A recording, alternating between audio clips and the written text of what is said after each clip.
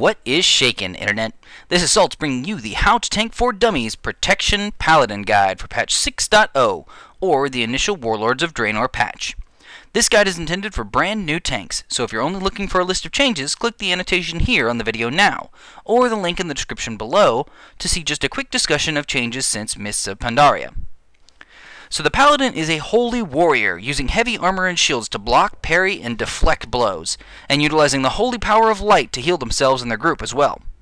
Paladins bring a lot of self and group healing to the group, even as a tank, and have a lot of interesting cooldowns to take advantage of in a group setting. Paladins use mana like many of the other classes, spending it on abilities and slowly getting it back over time, or through using abilities. More importantly, they use holy power as a resource.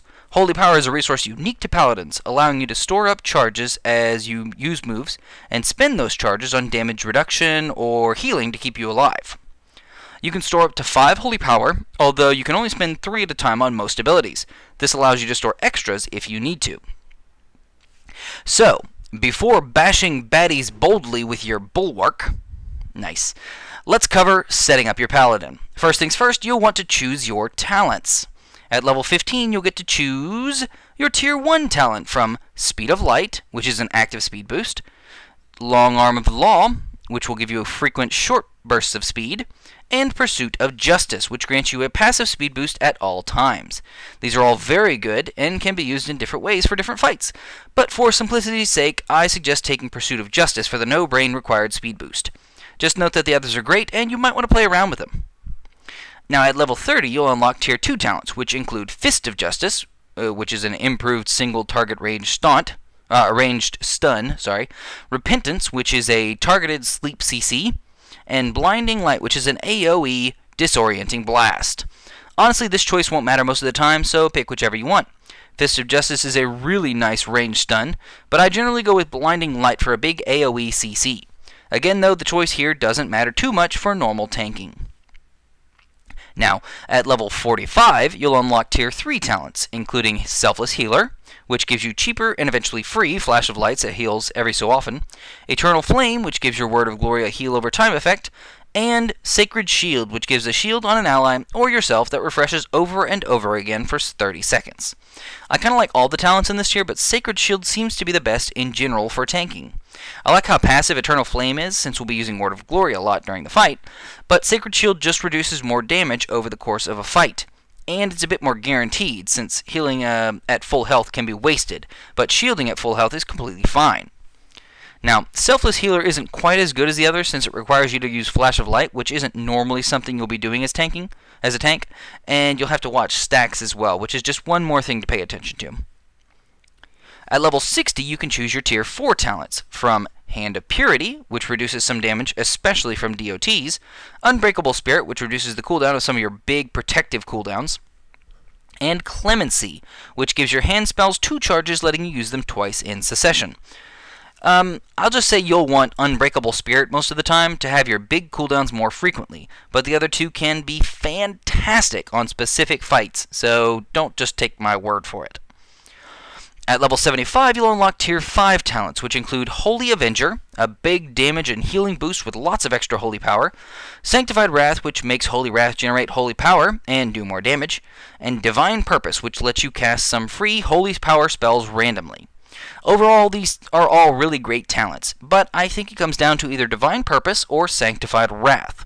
Holy Avenger is a great cooldown that can do fantastic things for you, but has a really, really long cooldown. Divine Purpose just passively gives you free spells, and Sanctified Wrath makes one of our more core abilities quite a bit stronger. I would recommend Divine Purpose because it's potentially more holy power, although Sanctified Wrath is more reliable holy power. Now, Tier 6 talents open up at level 90, and include Holy Prism, which does healing and damage based on if you target a friend or a foe, Light's Hammer, which lets you put down a damaging and healing field on the ground, and Execution Sentence, which heals or damages a single target. Now, overall, I like Light's Hammer the best, since it does an AoE damage and healing on more things than Holy Prism, and doesn't need a target at all. Technically, you have to target the ground, but it's not that bad. Execution Sentence is better for single target healing or damage, but Light's Hammer benefits the whole group. The only time Holy Prism would be better than Light's Hammer, in my mind, is when your group has to do a lot of moving during the fight. Still, Light's Hammer is my go-to talent here on this tier. At level 100, you'll unlock the Tier 7 talents, including Empowered Seals, which gives your judgment bonus effects based on your seals, Seraphim, which is a very strong cooldown that costs 5 holy power, and Holy Shield, which makes your blocking a lot better. I'd say overall that Holy Shield is what I recommend for new tanks, since it makes you block more, block spells, and deal damage when you block passively. This will increase your survivability a lot without doing anything at all. You don't have to do anything at all, and it still works perfectly fine. Seraphim is a really cool cooldown, but you have to prepare for it since it costs so much holy power. And Empowered Seals could be amazing, but I absolutely hate the idea of switching seals all the time to keep several different buffs up at the same time. Seal dancing is for the circus. Thanks. So, that covers all the talents. To recap, I suggest Pursuit of Justice, Blinding Light, Sacred Shield, Unbreakable Spirit, Divine Purpose, Light's Hammer, and Holy Shield. You should use Light's Hammer and Sacred Shield all the time, as often as possible, and Blinding Light when you're taking lots of ads. And the others are completely passive. Rock on. Now that you've set up your talents, let's talk glyphs. You'll get 3 major glyph slots and 3 minor glyph slots. For major glyphs, Glyph of Alabaster Shield is a great one to pick.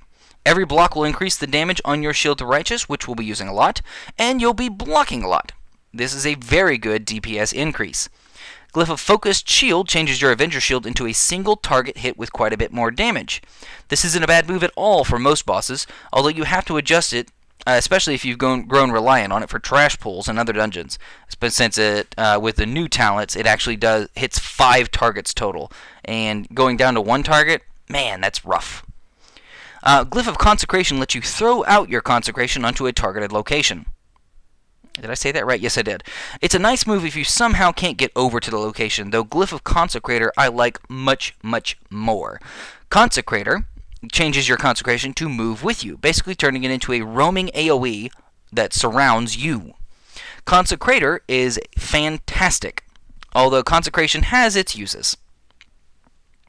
Glyph of Divine Protection updates Divine Protection to remove 20% of its magical damage reduction to add 20% physical reduction, making it a full 20% reduction to all types of damage. This is really only effective if you'll just be taking physical damage. Glyph of Burden of Guilt will cause your judgments to slow enemies they hit. This will help when you need to kite an ad, although you really can't keep them slowed forever. Glyph of Judgment increases the range on your judgment by 10 yards, allowing you to pull them from further away. This is a minor help. Glyph of Hand of Sacrifice is great, as it removes the transferring of the damage, which basically lets you gives you a 30% decrease in damage to an ally without making you take any extra damage. Glyph of Ardent Defender removes the damage reduction on Ardent Defender cooldown, but if you don't use the come back to life mechanic, it makes it come back a lot faster. This, in general, is pretty useful, as there are many times where I'll pop Ardent Defender but get healed in time, and then I don't get the benefit of the come back to life thing. I still wish it reduced it further, though, like I wish it reduced the cooldown even more, since a minute is still pretty long if you don't get to use that automatic come back to life mechanic. Now, minor glyphs are totally unimportant to tanking, so pick whatever tickles your fancy. So, for glyphs as a whole, I would recommend Alabaster Shield and Consecrator at all times, and either Focus Shield or Hand of Sacrifice, depending on what you want. I think Focus Shield is pretty handy for any dungeon or raid running, and probably is a better choice for your general play. Now that we've covered talents and glyphs, you're all set and ready to go. So let's go ahead and talk about your abilities now. The main abilities you will be using are Crusader Strike, Judgment, Avenger's Shield, Holy Wrath, Consecration, and Hammer of the Righteous. So, first up is Crusader Strike, which is our single target damage dealer. It deals a good bit of damage and, more importantly, generates 1 holy power. It's on a relatively short cooldown of 6 seconds, so it should be top priority. Did I say that right? Priority. I don't know why I can't say that word. Priority. There you go. Judgment is our next high priority skill. It deals damage at range and generates a holy power again. A minor note, you'll actually have to have a seal to cast it, but this is not a problem as you should have a seal up at all times anyway. More on that in just a bit. Now, Avenger's Shield is a great ranged ability for a group of mobs. At max level, this will hit up to 5 enemies unless you glyphed it, which it only hits 1. So it is a great way to start the fight. Additionally, during the fight, you'll be randomly getting resets on it, so it'll get all shiny. When it's shiny, it will actually generate a holy power. You should use this pretty much on cooldown as well, especially since it will get reset automatically when it gets shiny. Holy Wrath is our first AoE move, dealing a good chunk of damage to all enemies close to you in a single burst. It will also generate holy power if you took the Sanctified Wrath talent. Consecration is our next AoE move, dealing a good chunk of damage to all enemies close to you in for a few seconds. Basically, it does it repeatedly, over and over again, while it lasts. With the Glyph of Consecration, you can throw this out to an area instead, and with Glyph of Consecrator, the field will move with you. It doesn't generate any holy power, but it's on a short cooldown of 9 seconds, and lasts 9 seconds, so that's 100% uptime, if you use it as soon as it comes off. Now, let's see, Hammer of the Righteous is our final normal move. It'll take place of Crusader Strike when fighting multiple enemies. It does a smaller amount of damage than Crusader Strike, but it does damage to all nearby enemies, so it will actually deal more damage if you're fighting 3 or more enemies. It also generates a holy power just like Crusader Strike. In fact, it works pretty much exactly like Crusader Strike, except it does an AoE instead. At the end of the day, you'll likely only use Crusader Strike for most bosses, and Hammer of the Righteous for trash mobs or for AoE things, AoE needs. I personally like to put them on the same button with something like an Alt press for ease of use, aka you press 1 for Crusader Strike, and you press Alt plus 1 for Hammer of the Righteous. Now there's one more ability that I want to cover, Hammer of Wrath. This is an execute move that lets you deal a lot of damage to a single target when they're low on health. It's only usable on low health targets, but it's on a short cooldown of 6 seconds, so it should be used whenever possible. These are your main abilities that you'll be using on every fight. You'll find that playing a paladin is a lot like playing whack-a-mole.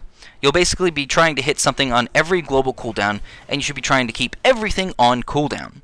Your main priority should be Crusader Strike or Hammer of the Righteous, then Judgment, and then Holy Wrath if you took Sanctified Wrath, as these generate holy power, and Avenger's Shield when it procs. Generating holy power is important for your 2 survival moves, which we'll cover now, Shield of the Righteous and Word of Glory. These are your 2 big survival and active mitigation moves.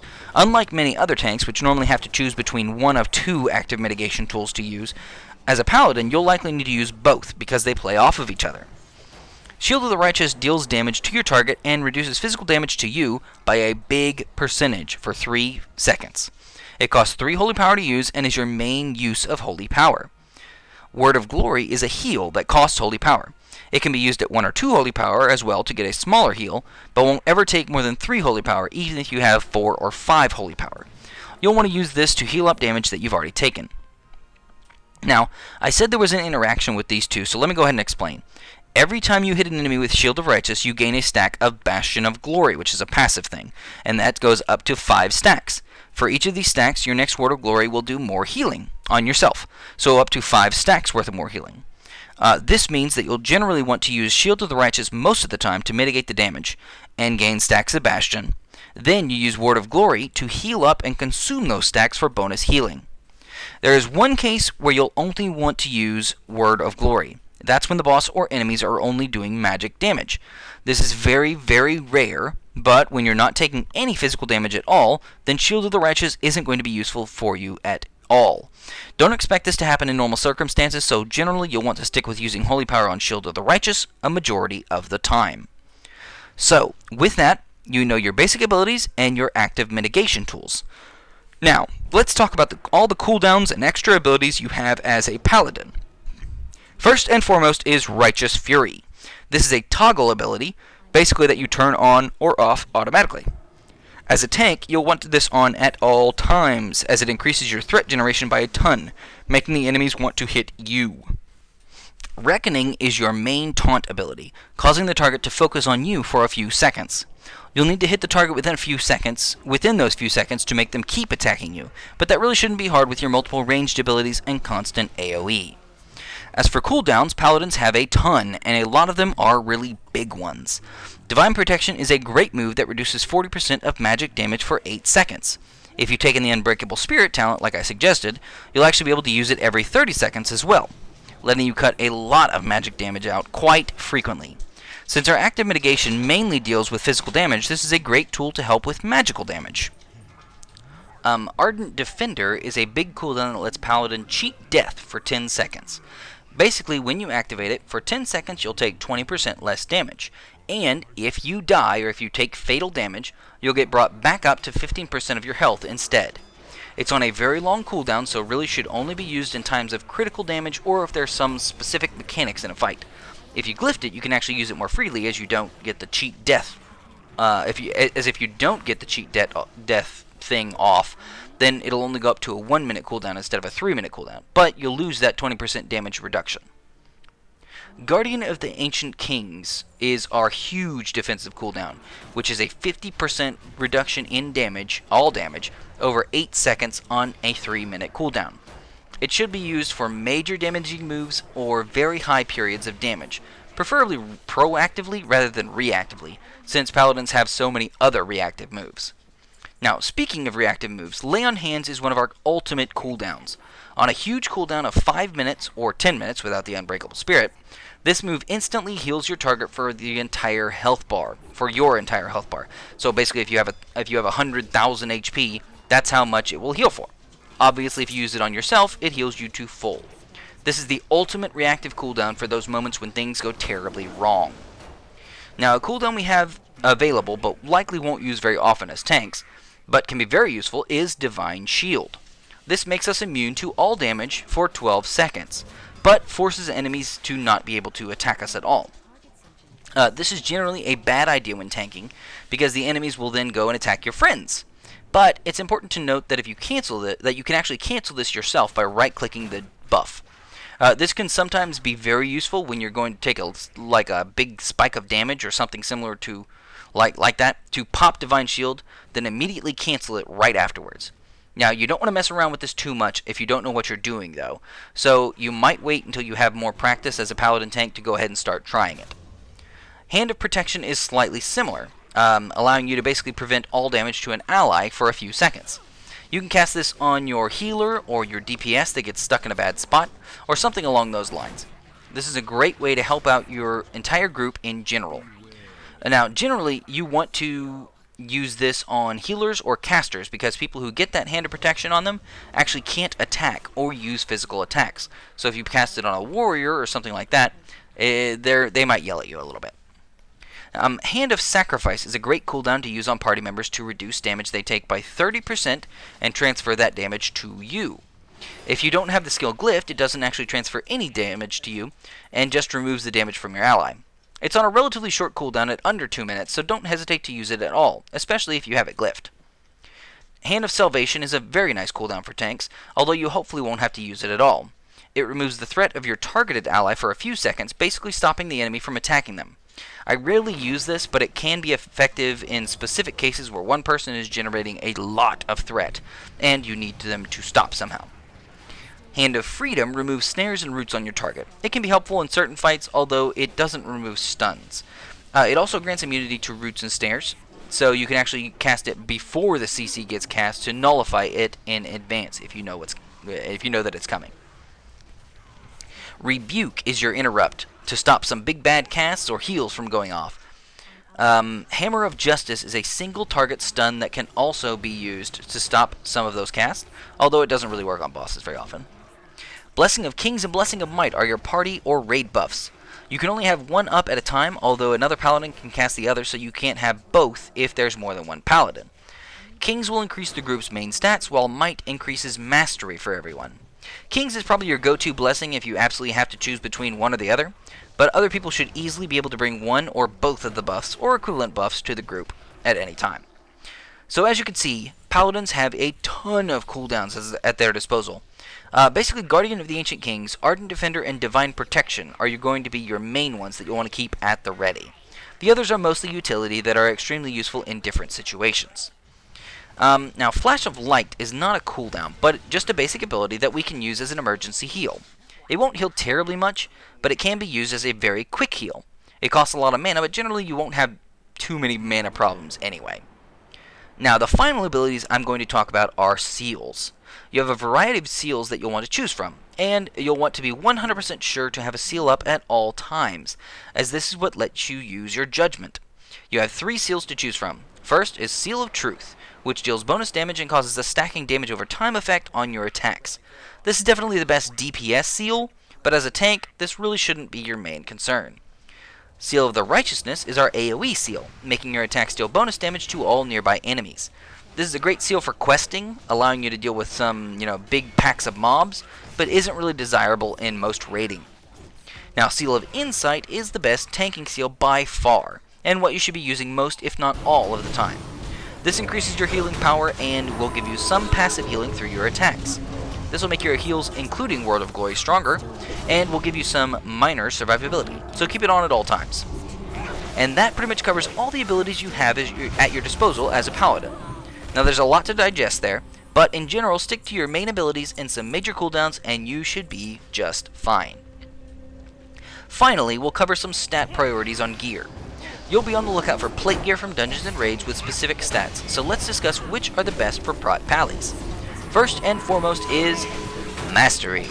This will increase your block chance directly and the damage reduction on your Shield of the Righteous. A close second would be Bonus Armor, which will reduce the physical damage you take even more along with your attack power. It actually increases your attack power too.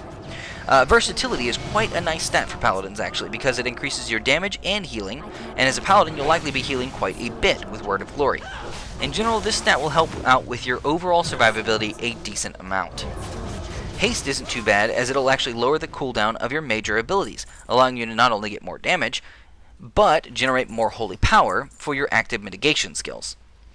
Critical Strike isn't awful, as it gives you parry chance and increases your damage and healing slightly overall.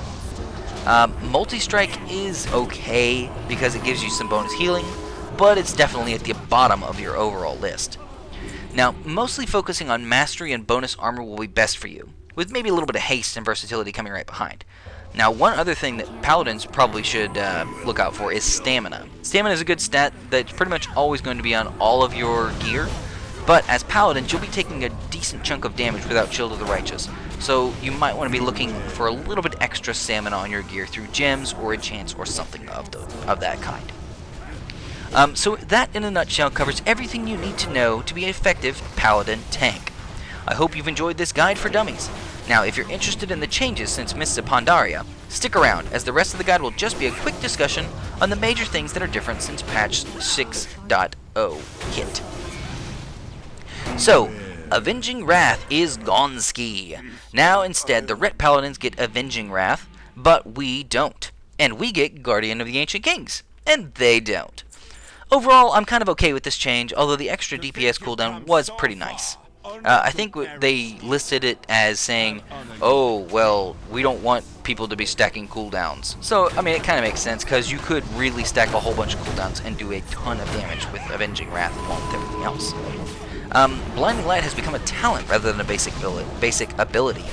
Sanctified Wrath now lets our Holy Wrath generate a holy power and deal quite a bit more damage. This is a lot more useful of a talent than it used to be, although Divine Purpose still has an edge in my opinion, giving more holy power over the course of the fight.